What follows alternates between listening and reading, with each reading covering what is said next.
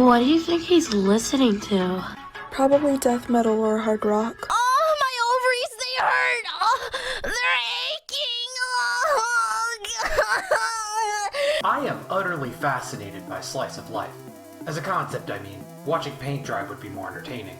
Back when I was a fresh-faced weeblet just learning what a Naruto was, I assumed slice of life was just a catch-all term for any anime that took place in the real world.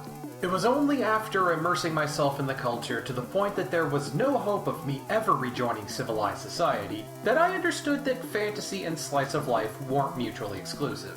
So what keeps, to pick a random example, the greatest piece of narrative fiction to ever exist from being classified as a slice of life?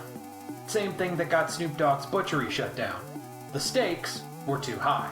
Slice of life has no world-ending threat, no interpersonal drama, nothing that would require a character to grow or change in any meaningful way.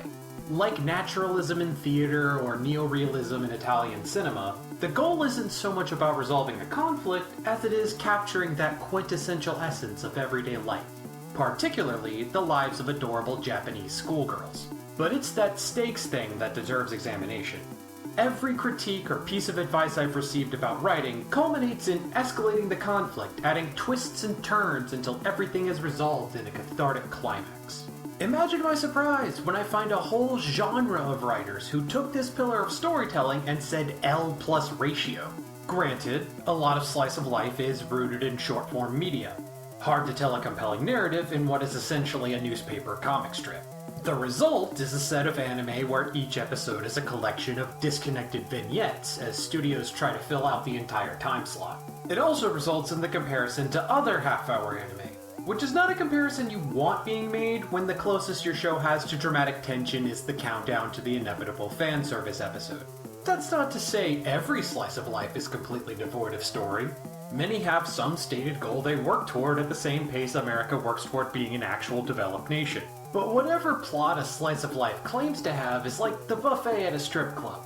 I'm sure it appeals to someone, but that's not what the rest of us are here for. What would rightfully be called filler in any other media is part of the core experience for slice of life.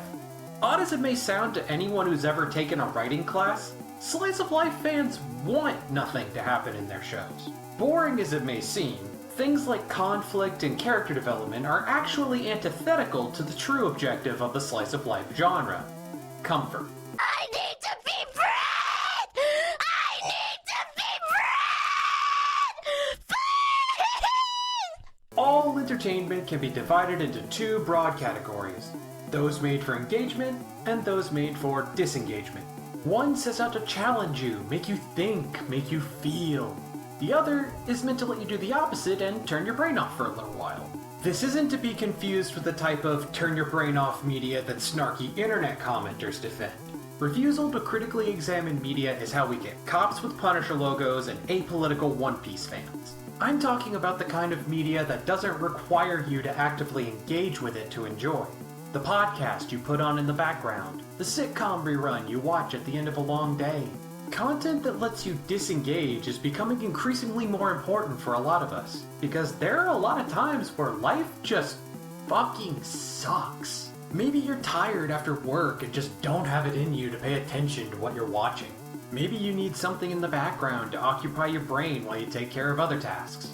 Maybe life has beat you down so hard that all you want is to go to a world where everything's just fine, even if it's only for a little bit. Whatever the reason, everyone needs a way to relax, be it comfort food, comfort shows, or recreational substance abuse, which for potential legal reasons I do not officially endorse. Slice of Life is designed to fill that need for anime fans.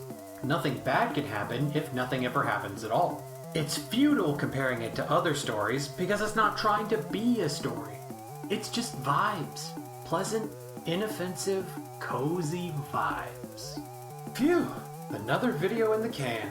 Boy, downloading memes from Google Images takes a lot out of me. I think I've earned a little relaxation of my own.